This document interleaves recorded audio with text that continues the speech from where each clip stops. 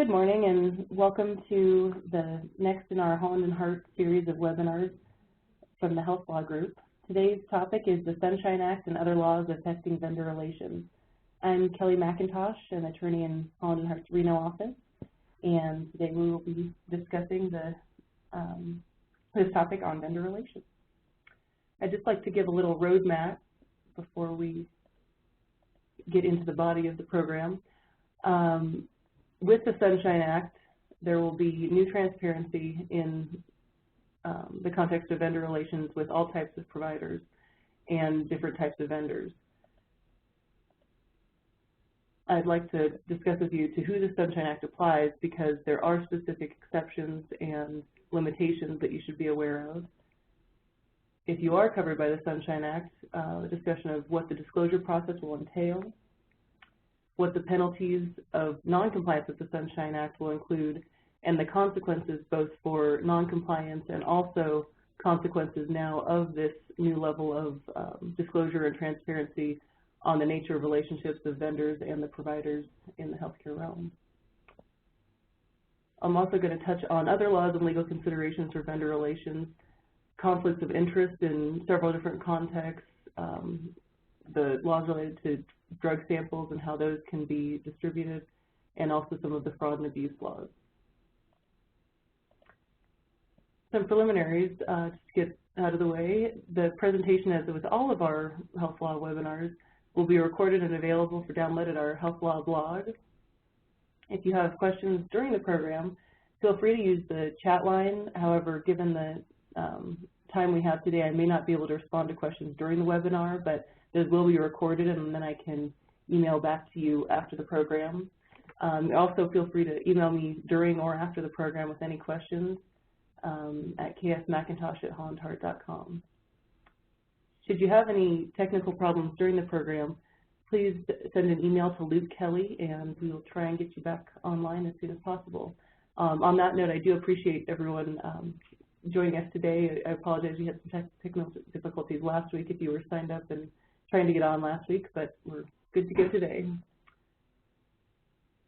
This program will offer an overview of the legal considerations for relationships and arrangements between providers and vendors of different types, but please keep in mind that depending on the nature of your arrangements and if you're a provider, the type of provider you're involved with or the type of provider you are, and or the type of vendor you work with will make the applicability of many of these legal considerations unique to your set of circumstances. So, keep in mind you'll always need to look at your fact-specific arrangements and then determine what laws will be applicable and how you need to comply with those.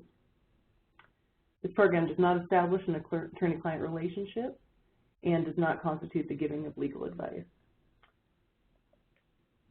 Now getting into the Sunshine Act. The Sunshine Act is actually known as the either open payments, it's known with CMS as the Open Payments Program. It actually is titled the Physician Payment Transparency Program under the Affordable Care Act, but it's referred to as the Sunshine Act because it was intended to shed light on the arrangements between vendors and providers. Prior to the implementation of the Affordable Care Act and the inclusion of the Sunshine Act section, studies had shown that over 90% of physicians had relationships to some degree with manufacturers. Additionally, in the years leading up to the passage of the Affordable Care Act, there had been several Office of the Inspector General, also referred to as the OIG, settlements for alleged anti-kickback violations in dealing with arrangements with device manufacturers, pharmaceutical companies, and providers. So that led to the inclusion in the Affordable Care Act. And after the Affordable Care Act was enacted, regulations then were promulgated to get the details of what the Sunshine Act reported would entail. December 2011, the proposed rule was issued, and then just about a year ago, in February of 2013, the final rule was issued. And during the interim period between the proposed rule and final rule, CMS solicited comments and responded to those in the final rule and did make some changes, some of which were significant between the two rules. I'll note as we're going through a couple of those instances that I thought were interesting, especially based on CMS's commentary as to why they made certain changes. In the context of the Sunshine Act, there are definitely some key terms that are used throughout the Act and will be used throughout this presentation that are specific to the Act, are not always the same as how they're used in other instances of federal law. And so I wanted to make sure that we have an understanding of who the players are and what is covered by the Sunshine Act. The first question is if there is an applicable manufacturer or an applicable group purchasing organization, also known as a GPO. Applicable manufacturers are entities that produce, prepare, propagate, compound, or controvert a covered product unless they do so only for that entity's use. These would be entities that are operating in the U.S. but not necessarily based in the U.S. The phrase is just tied to operations. And it does apply to entities under certain entities under common ownership. The threshold given is 5% of indirect or direct ownership. An exclusion from applicable manufacturers are distributors, wholesalers, or repackagers that do not hold title to covered products. So those that just serve in the role of distributing, wholesaling, or repackaging products that are actually titled and owned by another party. Applicable group purchasing organizations are entities that purchase or arrange for the purchase of a covered product unless only for the GPO's use. Again, the definition of applicable GPO also includes operating in the U.S. And within this definition, the Centers for Medicare and Medicaid Services specifically referenced that physician-owned distributors are in this category.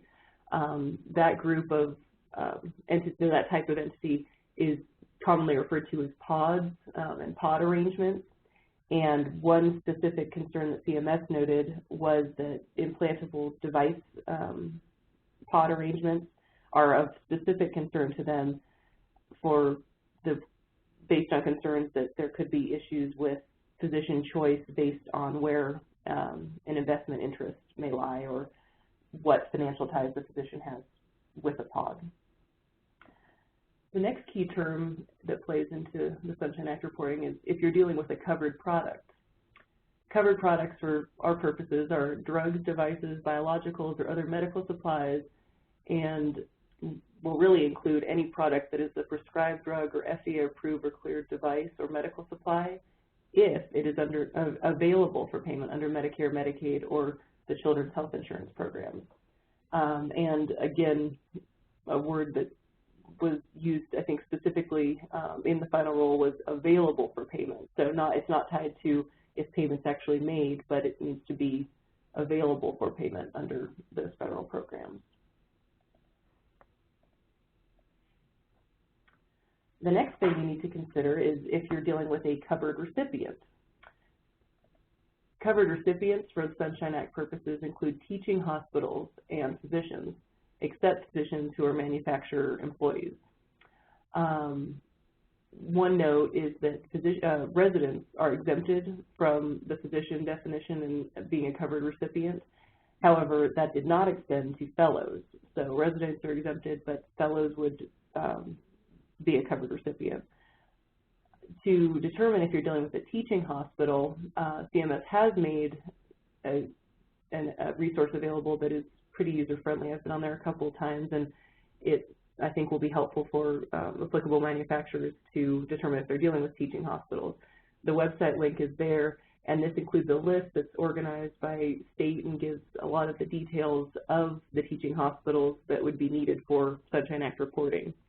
CMS is going to update this list and make it available annually, or more so if there are additional updates, but at least prior to each reporting data collection period.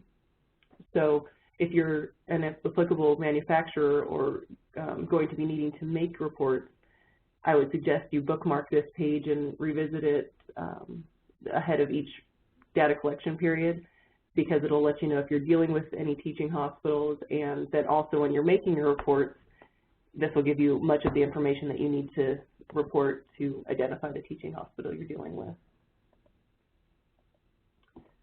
There are two types of disclosures that are required under the Sunshine Act. The first is disclosures of compensation. This disclosure applies only to applicable manufacturers, not to GPOs. I'm sorry, that was a autocorrection, I think, in my PowerPoint, not to GPOs.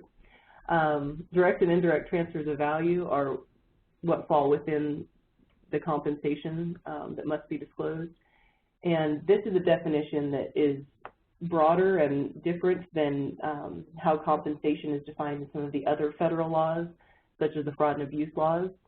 Here, value and the transfer of value is something that has discernible economic value on the open market. So that can be quite broad and could go to many things that would not necessarily fall within the definition of compensation used in the federal fraud and abuse laws, for example.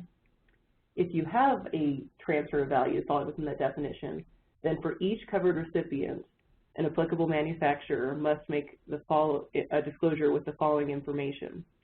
You have to go to all of these categories of information.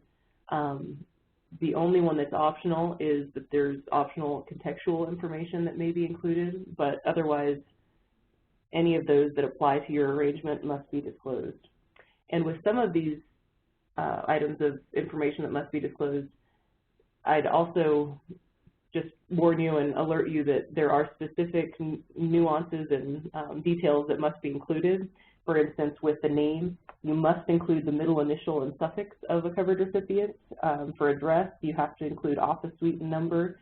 And if you're talking about a travel-related payment, you must specify the destination of the travel.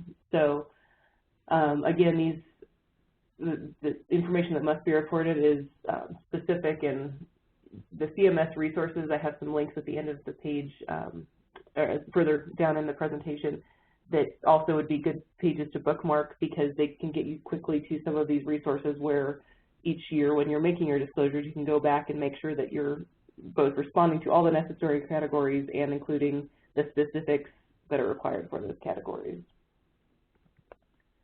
Within the form of payment category that must be reported, the identifiers that can be chosen are cash or cash equivalent, in-kind items or services, ownership interest, or return on investment. Those are the only identifiers that are available, so you would need to classify the compensation to fall within one of those identifiers. And also within the nature of payment identifiers, this is the list of available options, and you need to select one of those to tie to the disclosure of compensation that you're making. One thing that was interesting, and this was a change between the proposed rule and the final rule. In the proposed rule, there was an other category that could serve as a catch-all if you didn't necessarily fall squarely within one of those nature of payment identifiers. That was removed in the final rule, so now you must tie your disclosure of compensation to one of those categories. And a couple other distinctions within some of those nature of payment categories.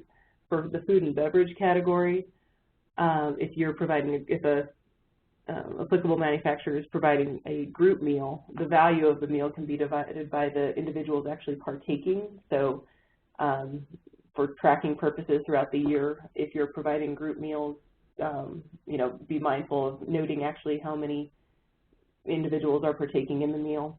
And a disregarded item can be buffets at large events or conferences. So depending on the setting where you're providing food and beverages, there may or may not be an exemption from reporting. For CME payments, there's also an exemption from reporting for speaking at events that are certified and accredited by specific accredited bodies, if, and only if, the applicable manufacturer does not pay the speaker directly or select the speaker. So if a manufacturer supports the activity and makes a contribution to the event, but does not pay the speaker directly or select any of the speaker that's receiving the compensation, that would be able to fall within this category potentially. A couple notes on the research category. If your compensation is tied to research, Research includes preclinical trials, FDA phase 1 through 4 research, and product development. But research must be subject, if you're using that identifier, it must be research subject to a written agreement or research protocol or both. And the information that you're going to disclose if you're dealing with a research arrangement is somewhat different than the other categories. You also need to include the name of the research institution or individual receiving payment, the study name, the covered products that are subject to the study, principal investigator information, payment amount, and if you have a clinicaltrials.gov identifier, you may also include that. There are some limitations on reporting that, again, you should be aware of, but also will play a big part in the information and record keeping that you're tracking throughout the reporting period.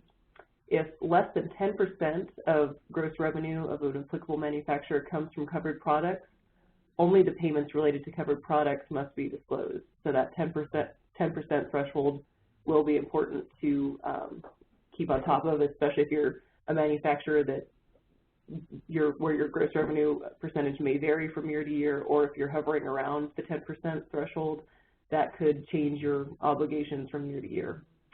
Also, if an applicable manufacturer has separate operating divisions that don't manufacture any covered products, only the divisions that do manufacture covered products must have the information disclosed. There are also some exclusions from reporting, and there are 14 exclusions total. I've touched on some that I think will be the most frequently used. Indirect transfers, where the identity of the covered recipient is unknown to the applicable manufacturer, are excluded. So if payment is made to an entity and then may end up with a physician, but the applicable manufacturer doesn't know the identity of that physician, that would be an exclusion.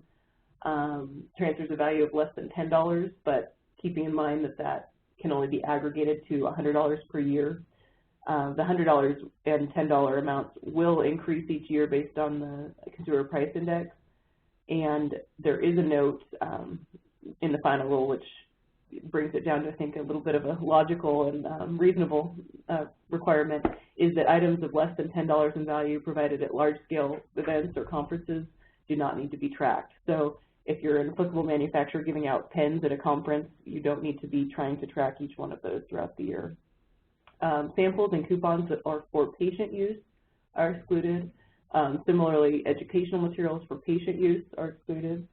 Some of the other exclusions, short-term loans of devices, items or services under warranty, discounts, in-kind items for charity care, and the last one, transfers of value in a personal relationship. The way that that might apply is, for instance, if you have a spouse that might be an employee of a manufacturer and they give their spouse a gift within their personal relationship, and the spouse happens to be a physician, that's not the type of transfer of value that the Sunshine Act is trying to capture and have disclosed. So if there's a personal relationship between a physician and someone within an applicable manufacturer, those types of transfers of value would not need to be reported. The second category of disclosures that must be made under the Sunshine Act are disclosures of ownership. This category of disclosures applies to both applicable manufacturers and applicable GPOs, and they have to disclose in relation both to physicians and to physicians' family members. This is similar to the definition of the ownership or investment interest as used in the Stark Law. So it's immediate family members and physicians. So again, if you're an applicable manufacturer or applicable GPO, may need to inquire a bit more as to when you're dealing with a physician or a family member to make sure you're on track, on top of who you're going to need to make disclosures regarding. If there is an ownership interest, then the following information must be disclosed. Again, there's several categories here, and name, address, those have specific requirements, as I mentioned in the disclosure of compensation discussion. The other thing to keep in mind for this is that you both need to disclose the dollar amount of the investment and how much it is worth at the time of disclosure. So that's going to be something, again, that even if you're reporting the same set of owners each year, you're going to need to make sure that you've got accurate and up-to-date information that likely is likely to change year after year. And one exception, before we move on, to the disclosure of ownership interest, publicly traded security and mutual fund investments do not need to be disclosed, so that is one carve out from that category of disclosures. The timing and form for reports is set forth in the final rule, and as I'll get into in the next few slides, for this year is a bit different than as contemplated by the final rule. The final rule requires that reports be submitted by the 90th day of each calendar year, so that falls at the end of March. And payments that are reported by that date include payments for the previous calendar year, except for this initial reporting period. For 2013, the data collection period only ran from August 1st until December 31st. In subsequent years, it will be January 1 to December 31, so it'll be the full calendar year. The first annual report is set under the regulations to be due March 31st, 2014. However, and with a big, bold underlined however, and but, that is not actually what is going to be in the process that was announced by CMS just earlier this month. It was beginning of February, CMS issued their two-phase process for submitting data for this program cycle. And it's going to require applicable manufacturers and applicable GPOs to register in two separate systems. They call these Phase 1 and Phase 2. Phase 1 just started a couple days ago this week and runs from February 18th until March 31st. During Phase 1, applicable manufacturers and applicable GPOs can register in the CMS Enterprise Portal, which is part of their Enterprise Identity Management System. And that's the process through which the applicable manufacturers and applicable GPOs will submit their corporate profile information and their aggregate 2013 data, payment data. So that'll be the first phase. Then the second is that Phase 2, which is set to begin in May, when will extend for no fewer than 30 days, will include registration on the open payment system, and that's where submission of the detailed 2013 payment data with specifics of individual payment and compensation and ownership will be made. And also that's the stage at which a legal attestation to the accuracy of the data must be made. After the conclusion of Phase 2, CMS indicated that that'll be done by August 1st of this year. And at that point, information will be available for healthcare providers and manufacturers to review and correct any inaccuracies. CMS did note that no action is needed from covered recipients at this time. And information on both of Phase 1 and 2 and sample templates for reporting is available at the website with the link below there. Again, that's one I would suggest that either anyone that's going to be making reports or also anyone that may fall within the category of covered recipients may want to bookmark and revisit from time to time, especially this year as the first reporting period continues, and with these two different phases and timing that will be progressing over the next several months, there may be updates, and I would expect there will be more firm dates as they know specifically in May, the date that Phase 2 will begin, for example, and also the point at which there will be action needed by covered recipients. Going to the reporting that is required, and this year it will be in the Phase 2. In subsequent years, it may be that this is all just in one phase, but an attestation is required at the time that the report is made. The attestation attests that the information provided is timely, accurate, and complete, and must be made by an officer of the reporting entity. Reporting entities have the option to file an assumptions document, which I think will be something as the first phase of reporting rolls out, there may be more discussion on, and I don't know if there'll be more guidance from CMS or not, but I think this is something that any entity that's reporting under the Sunshine Act will want to to consider and determine if it's something that they want or should file. This document will not be publicly available even if it is filed with the report. However, enforcement agencies, including agencies like OIG, can obtain an assumptions document from CMS. The assumptions document would contain or may contain things that were considered by the reporting entity, the applicable manufacturer or GPO, in determining whether or not they needed to report things. For example, if it was an excluded transaction, or if they're dealing with an indirect payment, or how they determined what covered products were associated with a specific payment. So those determinations, especially as to why things were or were not reported, if the applicable manufacturer or GPO has worked through the process of making those determinations, their kind of thought process or why they came out one way or the other could be included in that assumptions document. I would recommend highly that if you're a reporting entity, that you consult with counsel before completing or determining whether you're going to file an assumptions document or putting that document together, because depending on how thoughtfully it's put together and what it contains, it may help or hurt. It could serve to be a benefit in a future date, or could also include things that you may not want out there for enforcement agencies if not thoughtfully put together. One thing also to keep in mind for the reporting is you're dealing with reporting research payments. There is a time period of postponement for reporting research payments.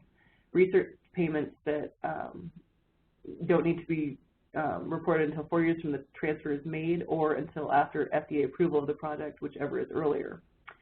And if you're not disclosing because of this postponement, you need to notify CMS that this is a payment that's eligible for delayed publication. The types of things that will potentially fall within this postponement are payments related to new products. Those would qualify. If you're dealing with a payment for a new application of an existing product, it may or may not qualify. You'd need to get into the specifics of the application and existing product you're dealing with, but keep that in mind if you're dealing with research payments and the timing for reporting those. After reports are made, CMS is going to notify covered recipients that information is available for review. If you are within the category of covered recipient, you can voluntarily register with CMS, again through the website link that was a couple slides previous, and that will facilitate CMS notifying you electronically and probably more quickly that the information about you has been reported, how to review that, and how to start, if necessary, the dispute process. There will be a 45-day review period for covered recipients to review information, and then an additional 15 days to resolve disputes. CMS is called in the regulations to make data available publicly by September 30th of each year, and CMS will be reporting to Congress for the first time on the Sunshine Act reporting on April 1st, 2015. When CMS makes data publicly available, it has to be published online, must be searchable and understandable, able to be aggregated and downloaded, must include any enforcement activities taken, but it will not include any physician NPI numbers. So again, this is going to be data that's now called on to be easily accessible by the public, by anyone who wants to see what provider or what physicians or teaching hospitals have relationships with applicable manufacturers, what physicians have relationships with GPOs. So it's going to really change how that information is publicly available. If you're a covered recipient, something to definitely know about and be mindful of is the dispute process. Again, if you voluntarily want to register through the CMS interface and their website, you'll probably get information more quickly, but CMS is called on to notify covered recipients in any event, and the information reported in the Sunshine Act reporting will give them the contact information for covered recipients. Covered recipients, if you have issue with what was reported about you, are required, or well, it's your obligation to provide notice if you have a dispute to CMS. CMS will then forward on the dispute to the reporting entity. If disputes are not timely resolved, then CMS, in the data that actually is made available publicly that year, will indicate that the data is subject to a dispute. If a dispute is resolved after the dispute period is ended, then the data that was initially submitted will be reported as under dispute, and the correction would be published when CMS next publishes its data, which at this point is expected to be just annually. One thing, actually going back on the dispute process as well, CMS did note, and this was also interesting discussion in their final rule commentary, that they are not going to take an active role in mediating disputes. So they're not going to try and resolve the disputes or facilitate resolution of the disputes with the parties. However, they will monitor disputes. So it will fall to the reporting entities and the covered recipients to try and see if they can reach a resolution. The penalties associated with the Sunshine Act and not complying with their reporting requirements are civil monetary penalties. And the amounts of the civil monetary penalties are tied to great degree to whether there was a knowledge or intent of the failure to report. And as you can see by these amounts, the distinction between whether it was an unknowing failure to report or not is quite significant, because the fines go from $10,000 up to $10,000 per instance to up to $100,000 per instance, and the caps go from $150,000 up to $1 million, depending on whether there was knowledge or not. Reporting entities must maintain records of information for 5 years, and CMS has the right to conduct audits. So they can audit for a 5-year period, and then, you know, if there are failures to report noted, those fines could be implemented. Few additional resources on the Sunshine Act. This is another CMS page that is the main Transparency Program Sunshine Act page. Again, helpful page to bookmark. And if you have any questions, CMS has established an open payments specific email address. So as Phase 1 and Phase 2 fully roll out, any questions could be directed to their web or their email address. The Sunshine Act is just one of several laws that govern vendor relations, and the laws are not mutually exclusive. So if you're either a provider or vendor in an arrangement, you need to be aware of all the various laws that could affect your relationship and how those may interplay. Now the Sunshine Act may actually bring awareness to compliance, or where there are arrangements that may touch on some of the other laws, but it's not just looking at one in a vacuum. Unfortunately, these are all considerations that may come into play to some degree in your relationships. The first I wanted to touch on, and conflicts of interest in general, is something that affects vendor arrangements, but there's specific federal conflicts of interest, financial conflicts of interest, regulations if you're an institution or dealing with an institution that receives funding from the Public Health Service. And the most recent federal regulations covering the financial conflicts of interest rules for PHS research-funded arrangements were issued just a couple years ago in August of 2011. Those rules require both the management and disclosure of financial conflicts of interest.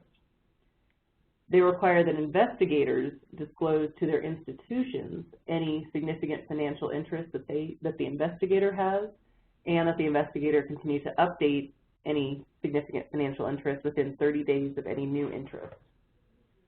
The method or the chain of reporting under the financial conflicts of interest rules include that the investigator will report to the institution, and the institution reports to PHS. So everything should go through that stage, and then the institution would make the final report to PHS. Financial interests must be disclosed, however, in this context, whether they're related to PH-funded research or not. So these rules only apply if you're dealing with an institution that has PHS-funded research ongoing. However, when you fall within these rules, then it opens up that disclosures must be made for significant financial interests related to PHS-funded research or not. It does apply to amounts over $5,000, ownership interest valued at over $5,000 in publicly traded companies, or any value in private held entities, and intellectual property rights. There are a couple exclusions from the disclosure process. Some of those include salary payments and also presenting at certain conferences. So if you fall within this category and you have disclosures that will need to be made, you'll want to consider if they may fall within some of the exclusions. If you're an institution that is conducting PHS-funded research, then you must have a conflict of interest policy in place and provide training on that policy to your investigators. You need to have an official designated as the person that will review your disclosures, and there needs to be a process to determine if any significant financial interest could affect the PHS-funded research. Institutions must also make disclosure of their financial interests available through on a website, and then make the disclosures to PHS. One note here is that both the PHS financial conflict of interest and the Sunshine Act may apply concurrently. And actually, this is, I think, definitely a case where it may be that Sunshine Act reporting could identify relationships that institutions might not have been aware of. For example, if an applicable manufacturer makes a Sunshine Act report about a compensation arrangement with a physician, an institution may not have known about that. It could have been that it was inadvertently not passed on. The physician never thought to mention it or whatnot, but it could be something that actually would need to fall under the disclosures under the PHS financial conflict of interest rules. So I think the Sunshine Act will have can have the effect of also providing information to other entities to let them, to allow for checks and balances on compliance and make sure that then, disclosures are made in every necessary context. Some other conflicts of interest and clinical trial resources. Again, if the nature of your relationships at all ties to research, product development, then you may want to look at some of these specific conflicts of interest policies and guidance as well. The FDA has guidance, the National Institutes of Health have guidance, and the Office for Human Research Protections also have guidance. Similarly, if you're dealing with Medicare clinical trials, they have a host of policies that are specific to the Medicare clinical trial process. Another area of concern, and this has actually been highlighted by the OIG as something that they think is an area of pharmaceutical manufacturer risk, is regarding drug samples. It is prohibited to sell, purchase, or trade, or offer to sell, purchase, or trade prescription drug samples. And engaging in that practice can have criminal and civil penalties for violations. So if you are a provider that receives drug samples, definitely keep that in mind. And also be aware that that's something that the OIG considers a risk area and looks into on the drug manufacturer front. There are also two main federal fraud and abuse laws I want to go into. The Stark Law is the first, and this is a civil statute. It's a strict liability statute. It prohibits physicians from referring designated health services to a healthcare entity if the physician has an ownership interest in or compensation arrangement with the entity, and no exception applies. So the Stark Law looks to physician referrals and referrals of designated health services, which are defined services. And if you have both of those components and you have an ownership interest or compensation arrangement, then you need to fit within a Stark exception, or the Stark Law would be implicated, and you need to fit within an exception, or your arrangement would violate the Stark Law because this is a strict liability statute. The second is the anti-kickback statute, and that's a criminal statute which is intent-based. and prohibits knowingly and willfully offering, soliciting, or paying or receiving remuneration in exchange for referring or arranging for services payable by a federal health care program.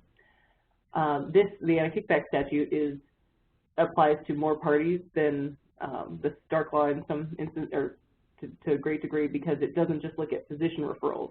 This is referrals by any party for referring or arranging services payable by a federal health care program, and implicates parties on both sides of any payment or remuneration transfer.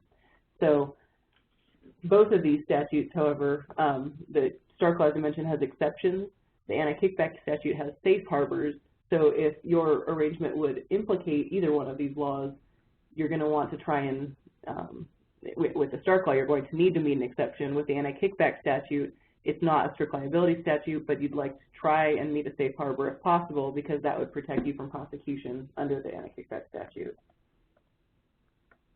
Some arrangements that you should avoid, or at least give great scrutiny to, would be arrangements where the benefits and remuneration or value that's being provided are tied to or tracked with referrals of vendor products, and also arrangements where there's gifting of cash or cash equivalents. And one thing that, in some of the OID's guidance on vendor arrangements, they note that in arrangements, vendors should consider if the incentive will interfere with clinical decision-making, if there is a potential to increase costs to beneficiaries or Medicare, if this arrangement has risk of overutilization, and if there are any patient safety quality concerns. In looking at the exceptions or safe harbors that might apply to your arrangements, again, these are going to be very specific to the nature of your arrangement and the parties involved and which laws are implicated. But the non-monetary compensation exception under Stark, the medical staff incidental benefits exception under Stark, and the personal services, there's an exception under Stark and a safe harbor under the anti-kickback statute, could be some exceptions and safe harbors to look at, to consider if your relationship would, or your arrangement can be structured to fit within one of those exceptions or safe harbors. For instance, the personal services exception and safe harbor might apply in medical director arrangement context or certain consulting services context, so that if you have those types of arrangements, you may want to look to the personal services exception and safe harbor to see if that's something that might be able to be relied on in your arrangement.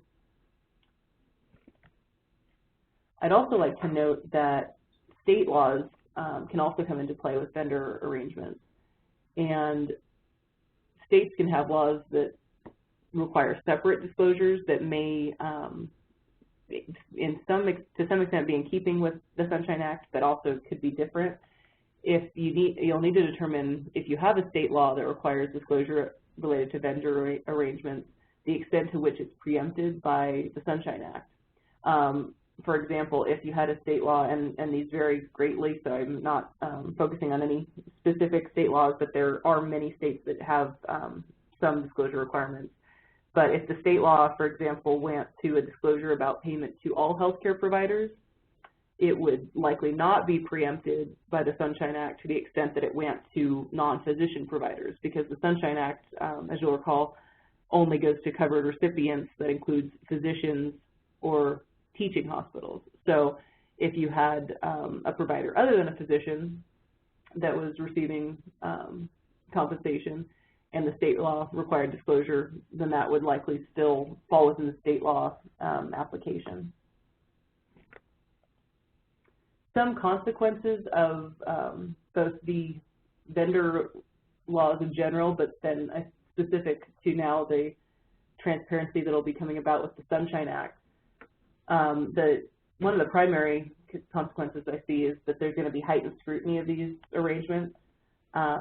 Now there's going to be media access to, amounts and specific details of arrangements in the vendor and provider world, and there will be public access. I'm not sure, it'll be interesting to see how much public interaction with the CMS disclosure system there actually is, but depending on how the media shapes and describes these arrangements, that will probably go to how public perception of these arrangements evolves and develops. This information that's disclosed now through the Sunshine Act specifically will be, I think it will definitely be a source for government investigations, because now there's going to be readily available information on the parties who have relationships, the nature and amounts of those arrangements. So there's potentially anti-kickback and false claims theories of liability that might come about in investigations. And also, I think you'll see investigations related to off-label promotion if any disclosures of arrangements look like they may tie to some of those activities. The final rule on the Sunshine Act does note that financial ties alone do not signify an inappropriate relationship. However, that does not mean that it won't result in at least some examination of that relationship. One other thing that probably will continue to occur is that I think that the Sunshine Act and now the requirement for these details to be put out in the public realm will lead to further change in the nature of a lot of these arrangements.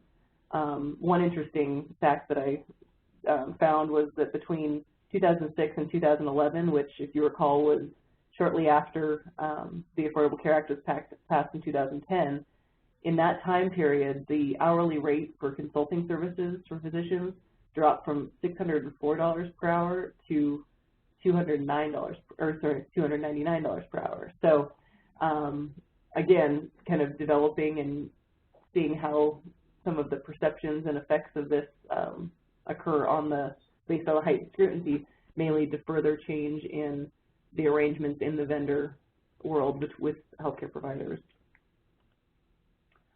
To prepare for some of these changes coming about, and especially with the Sunshine Act and phase 1 of the reporting now open and registration available, I would encourage any party that may be a reporting entity to create policies and processes to track your vendor arrangements. Hopefully you did some of this, already have much of this in place because the reporting period for 2013 has closed, but you will want to have things in place to have methods of how you track amounts, how you track things like I mentioned on food and beverage if you're providing meals to group events, making sure you record how many people were partaking in the meal to calculate dollar amounts. You'll also, I think if you fall within the category of covered recipients, would be advised, or it would be recommended in a good action to have things like a disclosure response policy. So some policy is established as to when you review disclosures made, when or how and who would be the appropriate party to make a dispute if there's a need to dispute information. If you're an entity that engages in research, have a research policy that will make sure that all the information that needs to be disclosed is maintained and tracked. And also, if you're on the covered recipient side, a vendor procurement policy would also be recommended to make sure that, especially in the context of being a teaching hospital, for instance, that you have some way to track where your the members within your organization go out and get enter into vendor arrangements, and some way to have that readily available also to aid in the dispute and review process. Provide training. This goes to both applicable manufacturers, applicable GPOs, and to covered recipients. Education and training on now what will be disclosed, also what will not be disclosed will be helpful, especially on the reporting entity side, making sure that the people that are involved in your tracking and data collection processes understand who covered recipients are, what covered products your entity is dealing with, and has a clear understanding throughout and consistent understanding throughout your organization as to what data needs to be collected and reported. And also, on the other side, training for covered recipients as to what will be the process of the Sunshine Act reporting and being aware when entering into vendor arrangements what then the consequences of that based on the reporting will be.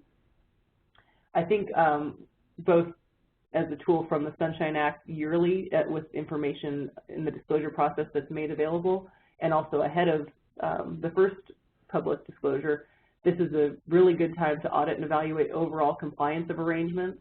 And once you see the first annual report come out, check, obviously, on both sides, make sure information, if you're a reporting entity or a covered recipient, make sure information's accurate, but then consider that information yearly and check the compliance of all your arrangements with vendors, or if you're a vendor with providers, just use this as a good reason and a good maybe reminder, at least annually, to look to the overall compliance of your arrangements. And definitely calendar upcoming dates and time periods, especially this year, because they're a little bit unique with the two-phase process that CMS has announced. And also, I would add to this the suggestion to bookmark the data submission and attestation page from CMS that was earlier in the presentation. Check that, because I would anticipate that in the coming months there will be more specific dates and time periods listed on there, because especially given the time period both for manufacturers and GPOs to report, you don't want to miss that even by a day or two. And similarly, covered recipients, the review period is just 45 days and the dispute period is just 15 days. So making sure that you don't miss that by a week or two and miss your chance to make a dispute or to have reviewed and considered the information that was reported this year. Some additional resources, and these would be again specific to if they apply to the nature of your arrangements, but the OIG has very helpful compliance resources. They are tied to specific elements of compliance programs to a great degree, and they also specifically apply to different sectors of the healthcare industry. They have two specific documents that might be helpful to in vendor relationship context. The first is regarding recipients of PHS research awards. So if you are within that category, this doesn't specifically go to the financial conflicts of interest rules, but goes more to other risk areas and compliance suggestions. The other is the program guidance for pharmaceutical manufacturers. And this document actually is quite helpful in identifying a lot of risk areas that the OIG sees as risks with relationships with pharmaceutical manufacturers. They highlight the risk areas and then detail how a pharmaceutical manufacturer might be advised to implement a compliance program to hedge against some of those compliance risks. These are compliance guidance, so they're not required that you match every note in the guidance to a T, but they do even focus, for example, in the guidance for pharmaceutical manufacturers, they note that a risk area would include things like providing product support services, and go into if a manufacturer provides product support in help for billing of their product because it might be unique or have specific billing considerations. If that's provided that without C, there could be a risk there that would be a benefit. But if that's provided, to encourage use of the manufacturer's product, then it could implicate things like the anti-kickback statute. So again, the compliance guidance is nice, and I think it's really tailored to be accessible and usable to the specific industry sectors, because it really focuses on interactions and things that you may see on a daily basis. And also another document that is helpful, it's called the Roadmap for New Physicians, but I think it's actually good both for physicians, whether new or not so new, and also for other providers. But it's a document on avoiding Medicare fraud and abuse, and goes through a host of areas that physicians may even unknowingly walk into an arrangement that has fraud and abuse implications. And it has an entire section on vendor arrangements and concerns with vendor structuring vendor arrangements and items to consider. So again, I would not just for new physicians, but physicians and vendors and really anyone that deals with physicians may also be able to find some useful information in that roadmap document. Within Holland and Hart's Health Law Group, we do also have some other resources that are there for your use and may aid in understanding some of these concepts further. We have our healthcare updates and health law blog available. Again, as I mentioned, you can email me with any questions, especially as the Sunshine Act Phase 1 and Phase 2 keep rolling out. I'm going to be checking and staying on top of things that come out from CMS. So if you have questions, feel free to shoot them over to me, and I'll try and let you know what I've seen come over from the recent announcements that might be made. We do have some future webinars that are upcoming. The next one next week is Identifying and Responding to HIPAA Breaches. March 13th is it's an in-depth look at the fraud and abuse laws. So some of those that I mentioned, the Stark and anti-kickback statute and civil monetary penalties, will be addressed in the fraud and abuse laws webinar. So if you'd like to hear more about those laws and how they may apply and how to comply with them if they apply to your arrangements, that webinar will be helpful. And then March 27th, we have a webinar on wage and hour laws. We also have past webinars that are recorded and available on our Health Law blog. We have entire webinars that we're dealing with Stark, anti-kickback, and the civil monetary penalties law recorded on the Health Law blog. So also, if you'd like to know more and listen to one of those webinars, they can give you further details on when those laws apply and then how to comply with them if they apply to your arrangements. And we have just a few minutes. I don't see any questions that have come up yet, but if anyone has any questions, if you'd like to send them over, or feel free to, as I mentioned, email, call, and good luck with your reporting and review of the information. If you're an applicable manufacturer or GPO, just be aware of when you need to report, and if you're a covered recipient, be aware of when you need to be reviewing that information. And also, if you're an entity that deals with covered recipients, be also aware of when the information will be publicly disclosed, because you may want to check that to make sure that your other arrangements are in compliance with some of the conflicts of interest and other laws out there. Thank you very much. I don't see any questions popped up yet, so I think we'll conclude and have a nice afternoon. Thanks.